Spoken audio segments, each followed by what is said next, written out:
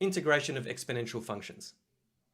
Recall that the first derivative with respect to x of e to the power of x is equal to e to the power of x. Reversing that, the integral of e to the power of x dx is equal to e to the power of x plus c, where c is the constant of integration. Recall that the first derivative of e to the power of ax plus b is equal to a multiplied by e to the power of ax plus b by application of the chain rule.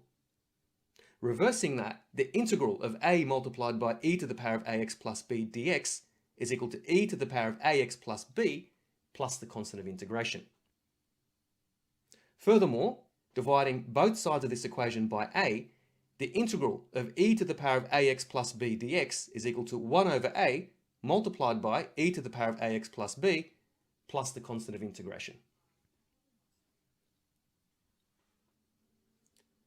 And recall that the first derivative with respect to x of e to the power of f of x is equal to f dash of x multiplied by e to the power of f of x, where f dash of x is the first derivative of f of x. So that's again by application of the chain rule. Reversing that, the integral of f dash of x multiplied by e to the power of f of x dx is equal to e to the power of f of x plus the constant of integration c. And that's by reversing the chain rule.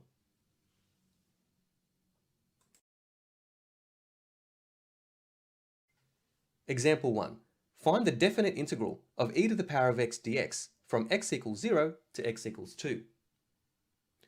Now the integral of e to the power of x is just e to the power of x. Now we don't need the constant of integration c since we're dealing with a definite integral.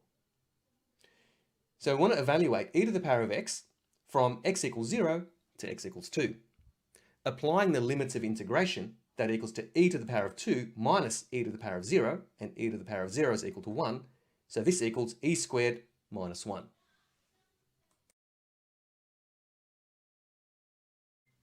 Example 2. Find the integral of e to the power of 5 minus 2x dx. Now we're going to change the format of the integrand. So we're going to introduce a negative 2 here. So the integrand becomes negative 2 e to the power of 5 minus 2x. But we need to compensate for this multiplication by negative 2 by multiplying the integral by negative half. So the integral of e to the power of 5 minus 2x dx is equal to negative half multiplied by the integral of negative 2 e to the power of 5 minus 2x dx. And this is equal to negative half e to the power of 5 minus 2x plus the constant of integration c. So I just made a note here that e to the power of 5 minus 2x is equal to negative half multiplied by negative 2 multiplied by e to the power of 5 minus 2x.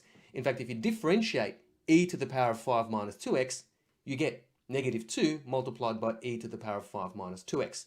So in order to apply the reverse of the chain rule, we introduce a negative 2 here, but we need to compensate for that by multiplying by negative half elsewhere.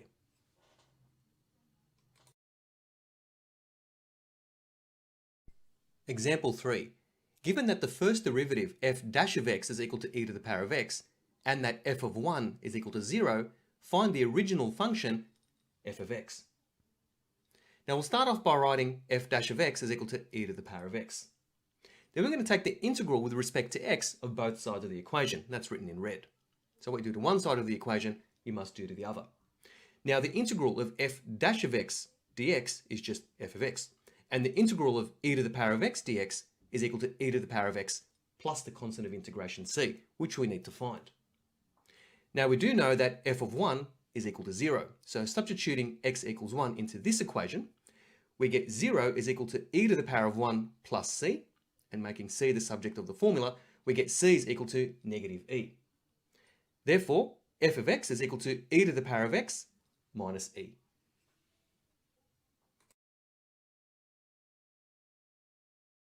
Find the indefinite integral of x times e to the power of x squared dx. Now it helps to recognize that the first derivative with respect to x of e to the power of x squared by the chain rule is equal to 2x times e to the power of x squared. Applying the reverse of the chain rule, the antiderivative or the integral of 2x times e to the power of x squared is e to the power of x squared plus c.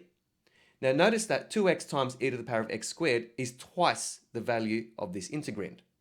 So if we can change this integral by multiplying the integrand by 2, And then compensating for that on the outside of the integral by multiplying it by half, we can then integrate this function.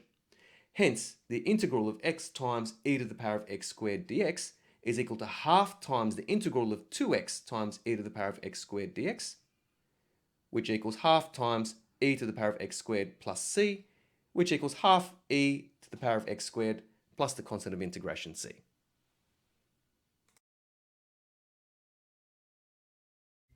Example 5. Find the indefinite integral of e to the power of 2x over 1 minus e to the power of 2x all cubed dx. Now the first step is to write the integrand using negative indices. So this integral can be written as the integral of e to the power of 2x times 1 minus e to the power of 2x to the power of negative 3 dx. Now it helps to note that the original function, or the antiderivative, would have had to have had an index of negative 2, since when that's differentiated, the index is reduced by 1 to make it negative 3. So let's start off with f of x equals 1 minus e to the power of 2x all to the power of negative 2 and differentiate it and see what happens. So f dash of x is equal to negative 2 times 1 minus e to the power of 2x to the power of negative 3. So we take this index here, take it out to the front, reduce that index by 1 so it becomes negative 3, and then by application of the chain rule, we multiply by the derivative of what's inside the brackets. So it's the derivative of the outer function multiplied by the derivative of the inner function. So we're going to multiply that by negative 2 times e to the power of 2x.